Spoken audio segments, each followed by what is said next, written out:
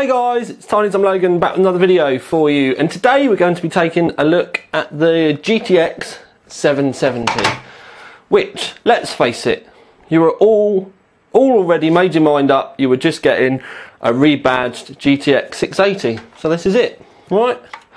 770, lovely, look, GTX 680. Yeah, that's what you're all expecting. Probably right. So let's just remind ourselves, that's the 770. We'll leave that one there. Then we've got the GTX Titan that was released recently. And then we've got the GTX 780 that was released recently. So obviously this is the 770, the kind of run-of-the-mill, you know, mid-range graphics card, right? Because that's what you were expecting, wasn't it? The 680. You most certainly weren't expecting that. Yes, that's right, peeps. It's got, essentially, there are a few differences, all but, you know, but it looks just the same as the 780 and the Titan. And if they were in your rig, face down, the only way you'd be able to tell which one was which was the fact that the Titan's got memory on the back. There's really not enough differences without really knowing, you know, some real minor differences between the PCB, between the 780 and the 770. Now, I know it's a little bit of a different way for me to start videos. You're much more used to me seeing my ugly face first, but I thought this way was best.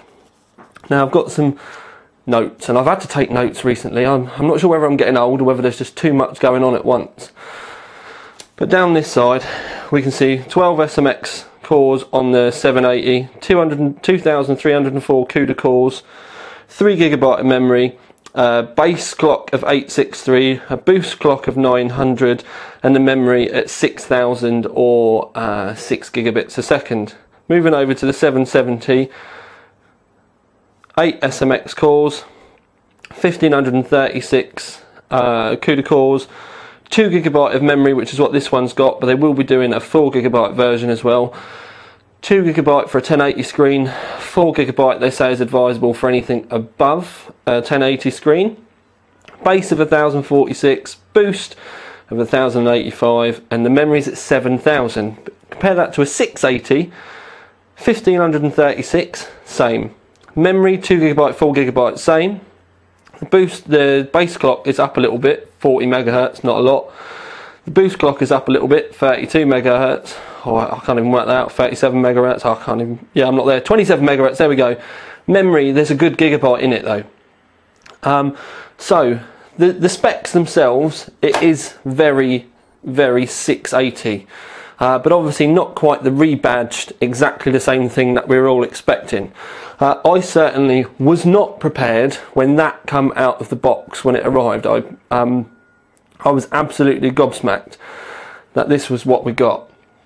Now, there's going to be many of you out there straight away going, oh yeah, but this, and oh yeah, but that. And to be fair, I think what we really need to do is have a good sit down and chat in the conclusion, because if you're just going to moan about it being a rebranded 680, you're really missing the point, and you're just trolling for the sake of it. So what we'll do is we'll have a good chinwag about the price, the performance, and get down with the nitty gritty about everything, and I'll pass you my judgment. But I will say from the get-go, if it was just a 680, I may have got a little bit beefy. But the fact that this is rocked up, I think throws a massive curveball out there straight away, and I will try and explain to you why. But we're gonna move on now. It's time for us to move on really.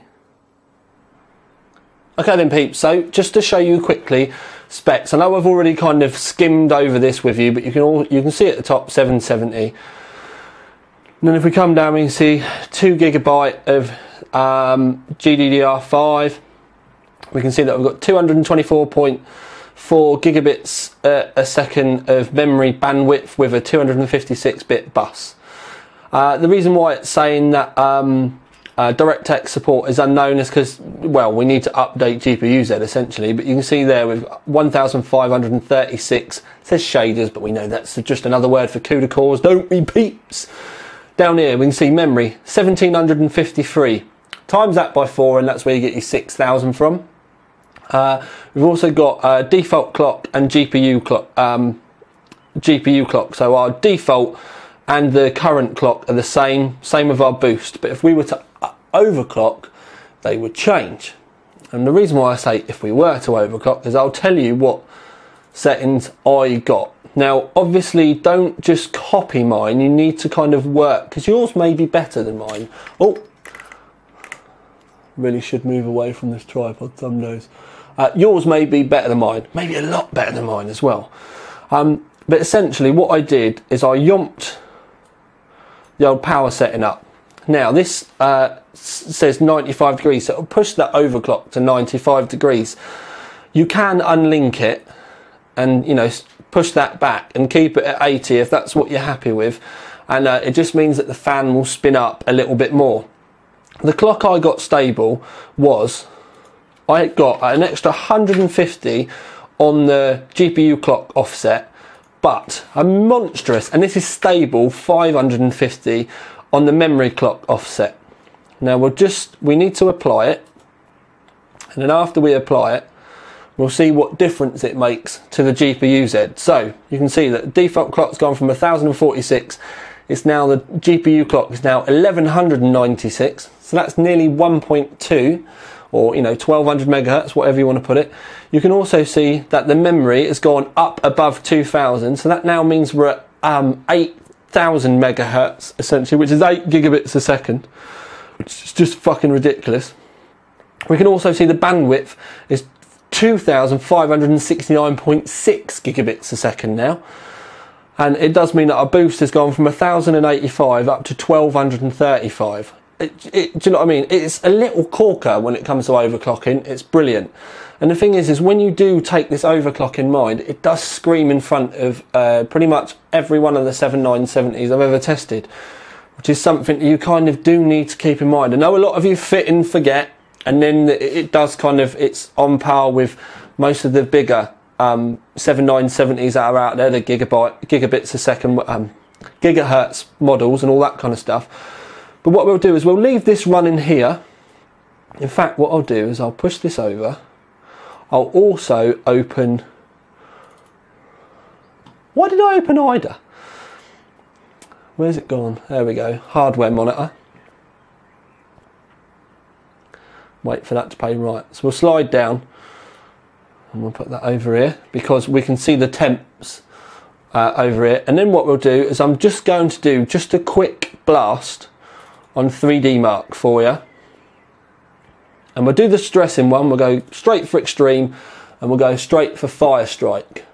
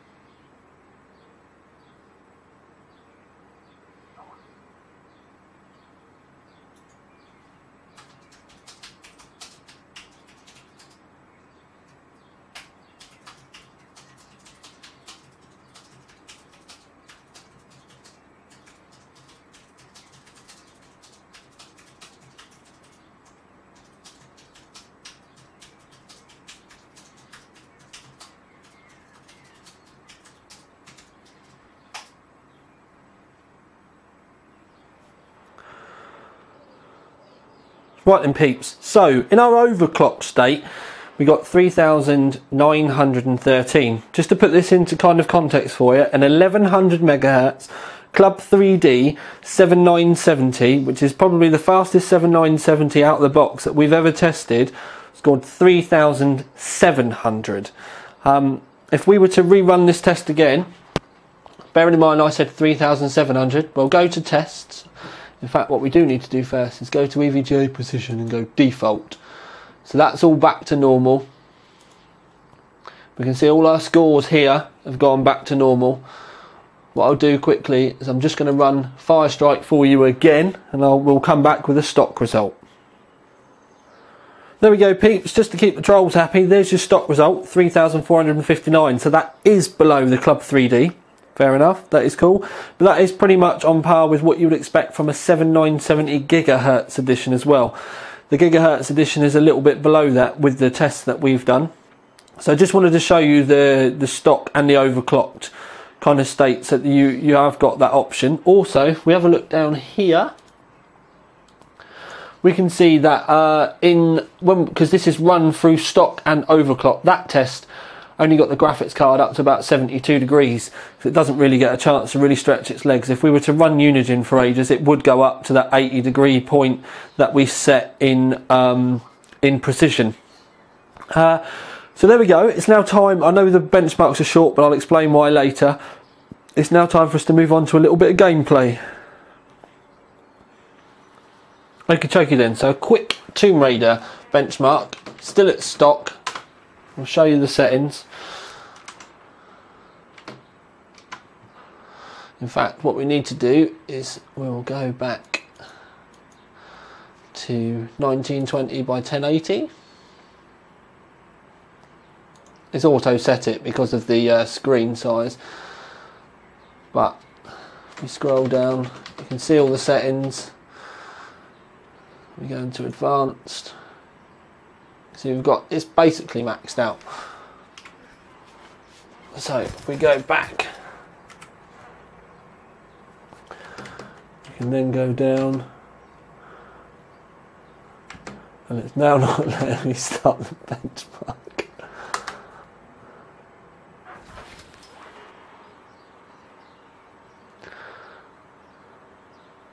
Right, okay, not sure what that bug was, but it said it wouldn't let me start the benchmark. Anyway, it's running the benchmark now.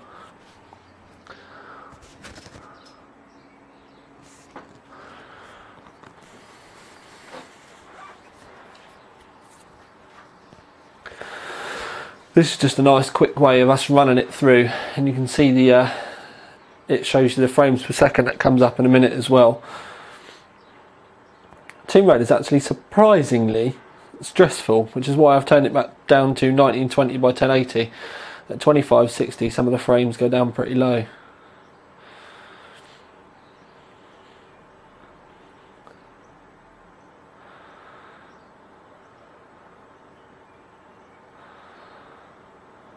Something about a woman with baps like that, all dirty and stuff.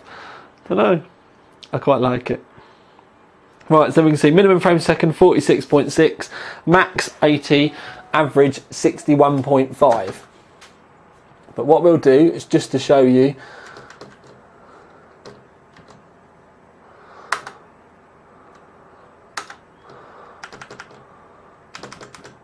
(2560 by 1440). Apply. If we do it all in front of you, you can see. Yes, right, so escape, and start benchmark, and we'll do it all again quickly. Don't forget the game is still maxed out.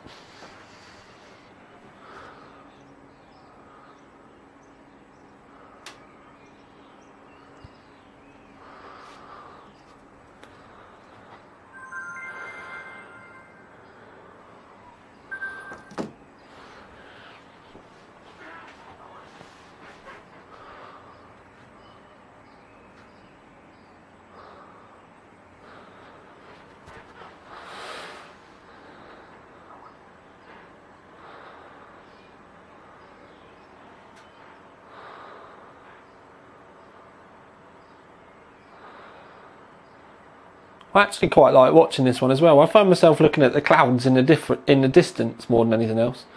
Well, other than their bats, obviously.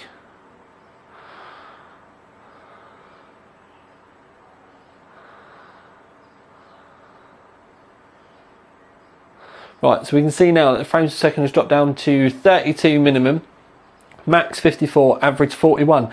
That would still be playable as far as that benchmark is concerned, and obviously a minimum frame per second of 32 is good. But I would have thought with some really kind of big fighting scenes and stuff, that's bound to go down even further. But anyway, let's move on. Okay then peeps, right, so just a real quick one. I'm going to put Fraps running in the top left hand corner just so that you can see the overlay. We're going to launch the Bioshock tool. Now what we're going to do is quality we want at user setting, which we've got it maxed out, that's quality. First of all, it's asking us to choose a display a resolution. Now current settings will be 2560 by 1440, so we're going to put in 2, and then we're going to choose 16.1, and then we're also going to choose number 4, which is 1920 by 1080, and then that'll open that. So it's basically now it's running at max settings but in 1920 by 1080, and you can obviously follow the frames per second in the top left hand corner of the screen as you would do if we were playing the game. Now you may think there where it says 60, you think, oh, he's got VSync on. But then, just as I say, it zips up.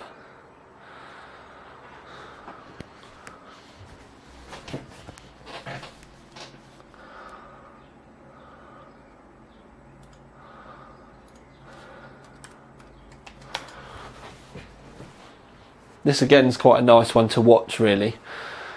It's not horrifically stressful, especially for this card. But the water all does look nice, all the candles and everything.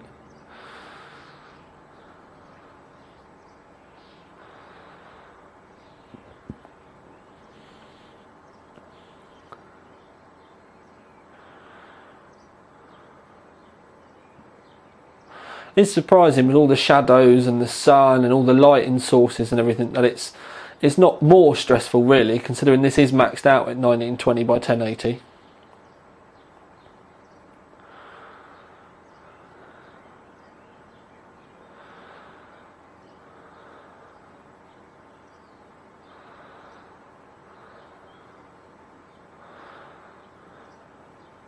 And that, boys and girls, is the end of the benchmark. It will auto close itself down now.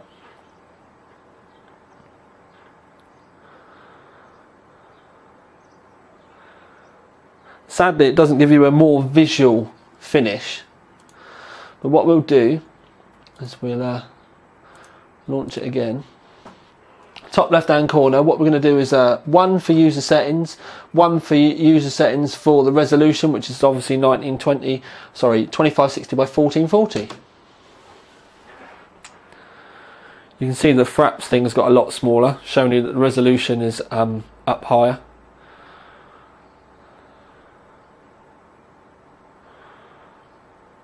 You can also see on this initial bit that the frame seconds are a lot lower.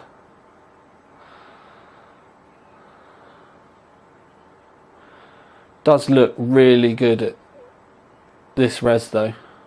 Don't forget the game's completely maxed out at this as well.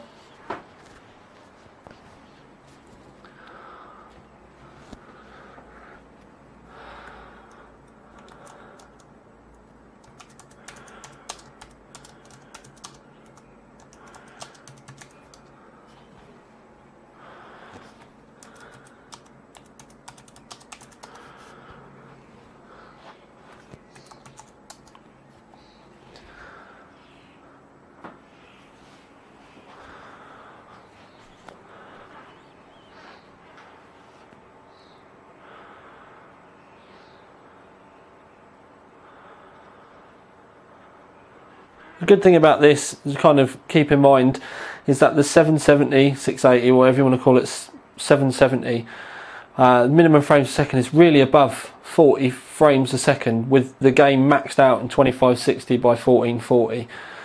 So with this game, at least, it is more than playable at the higher res, and it does look the absolute gonads. Anyway, it's just about to finish again. There we go. Right, now apologies, I will explain in the conclusion why we are short on time, but we are now going to move on to the conclusion. Okay peeps, so we've got to the conclusion, albeit a little bit quicker than usual. Just to let you know that yes, it is slightly quicker, but there's been a lot of NDAs and a lot of releases and a lot of products that need testing at the moment. But we will be doing the aftermarket cards in the next week or two, you know, once things kind of calm down again and we've all kind of got our brain cells working back to normal, because we've had some normal levels of sleep. Just to let you know what is going to be coming though, we've got a 770 direct CU overclock, and I've also got the MSI GTX770 Lightning. Right, so we will be doing those. Now this really is quite a confusing one for me, but I'll start off with the award. For me, this is an absolute no-brainer gold award. Now I know there's going to be a lot of fanboys out there, mainly people that either own or, you know, like AMD stuff, but you do kind of need to kind of settle down really and have a little bit of a think about this. So we know that the Titan and the 780 have essentially got the same chip underneath, with just a few CUDA cores knocked off for the 780. If they were to chop down the 780 that little bit more to make the 770, you need to kind of remember that we've got an £800 card and a £550 card. If they were to chop the 780 down that little bit more, then to be fair, you probably would have, and if they chopped it down to make the 770, even if they got, say for example, 150 quid off, you would have still been looking around the £400 mark for the 770. And to be, I still would have thought it would have been maybe marginally better than the 680, but really not a lot in it. So I think by taking essentially the core of the 680, which is what they've done, they've added a new memory obviously, but by taking the core of the 680, giving it a little bit of a boost, but chucking it on what's essentially the same PCB as the Titan and the 780, giving it the same cooler, but then, you know, delivering it to like this is a bit of a masterstroke. You can take a very negative view upon it. You can take a very positive view upon it as well. I personally like the positive angle, and it works a lot better for me. By, you know, doing this, rather than just, like I said, if they'd have just chopped the 780 back, it probably would have ended up costing more money, which is the way you need to think about it, and not really been much more quicker than the 680. So by using the 680, they've essentially delivered us a slightly better card, yes, but it looks better. Very similar PCB to its older brothers, and it looks like its older brothers as well. You could essentially say that you've got a 300, because it's going to be £329. You could essentially say you've got a £329 graphics card that looks like an £829 graphics card. That's a 500 quid difference. And yes, okay, underneath the skin there is a lot more power in this one, but some of us can't necessarily afford that, but would love the look of a Titan in our rig. Now I'm not saying you should be lying on your spec list on forums and stuff, but it's just, I think that family branding between the three is actually a masterstroke, and I really like it. I like the little lighty up bit on the side. They've all got the same power connectors. They've all got 2 SLI ports. It's brilliant. And then I think what we're going to see beyond this is a 760 and below. I wouldn't be surprised if they're all going to look the same as well. Not the same as this, but the same as what happened before. I reckon they're going to end up looking like the old 670 short PCB. And I reckon they'll all be very, very similar to that. But I don't think that's a particularly bad thing either. So 680, what we do need to remember, because this is a 680, although when I put it up on Facebook it was a troll, all I've done is put a 670 sticker on it, by the way. When this got released, it was near as damn it just that, well, it was on par with the 7970, so reference 7970.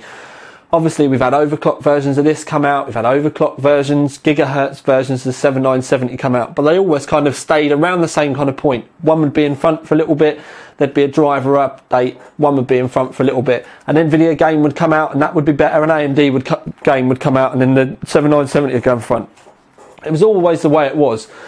But essentially what you need to kind of get into your head now is that the kind of mid-range Nvidia card, single core, is on a par with the top of the range single core AMD. Forget this 7990 and, you know, all the kind of flagship one, you know, all the, you know, dual core ones, because what's to say Nvidia aren't going to bring one out that's going to smash the 790 out of the water?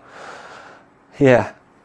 Anyway, so the 770 and the it is only just, but is a little bit better than the 7970, and that's really what you want to be thinking about. And they are roughly the same sort of money as well.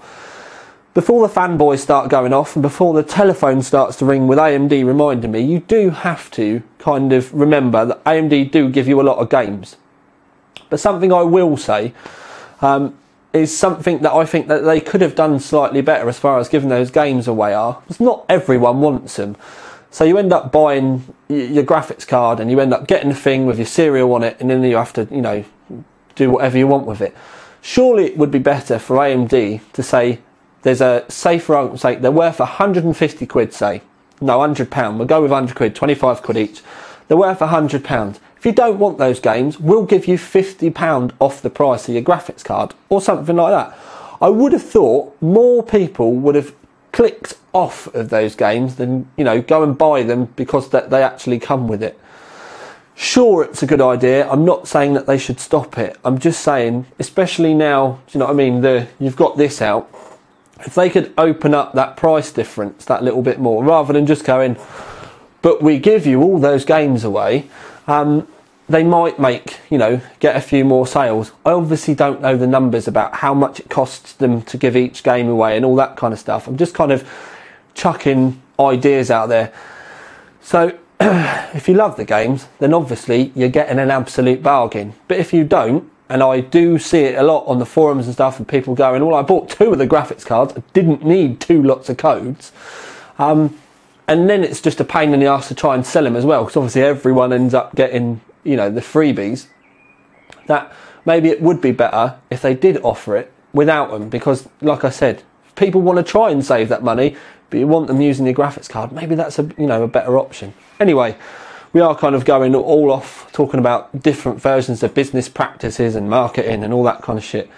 Although I do love the AMD game bundle. I think that's, you know, a wicked thing, and it's something that Nvidia are lacking in massively. Maybe it's another way we could be spinning it, saying, wouldn't it be better if Nvidia had a load of games to give away to us? Because they've not done that for a long time, have they?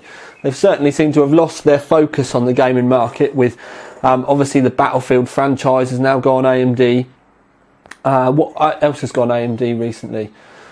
I'm having a complete brain fart here, but there's a lot of games recently that have come out that have all been, you know, oh, Crysis 3, that's now AMD branded.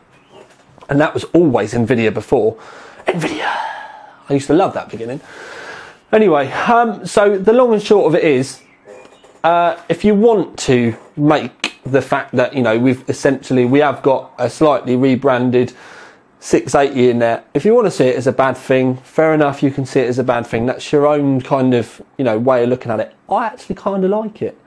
And yeah, because they've obviously kind of said, you know, this was the best that we could do before, but now it's just kind of middle of the road for us.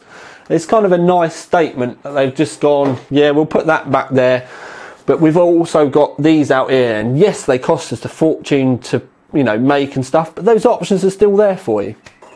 And the whole people that are moaning about the, you know, the 680 and the 770 and stuff, the only other way this would have happened is they would have kept selling the 680 for the same price and just not bothered with the 770. So as long as you're fully aware of, you know, where the cards come from and all that kind of stuff, I don't really see it being a necessarily bad thing. If you were in the market for a 680 before, they're not going to, well, you're going to be able to pick these up for a fucking steal in the retailers now, because they'll be flogging these off like they're bloody, you know what I mean, bad tasting water. But if you were in the market for one of these before, rather than bitching and moaning about it, why don't you just go and buy a 670 now? I think the only reason why you would be bitching and moaning about it is because you can't afford the 780 and you wanted to say that you had the best one. So yeah, there's lots of kind of ways to put about it. Either you're going to be, your nose is going to be put out of joint that you can't afford the best single core that they've got anymore, or you're just going to be an AMD fanboy trying to prove a point that the middle of the range Nvidia is now on par with the top of the range AMD single core. That's the bit that we need to remember. We'll have a dual core head to head before Christmas, I would have thought. That's where I'll be putting my money on anyway. Right, so I'm going to leave that there. Love you and leave you. I've got loads of other stuff to do now. Now I need to move all this out of the way and do you a motherboard review. But anyway, for now at least, it's Tiny Tom Logan with the gold award-winning GTX 770 out. Ding! Hang on. Out. Ding! There we go.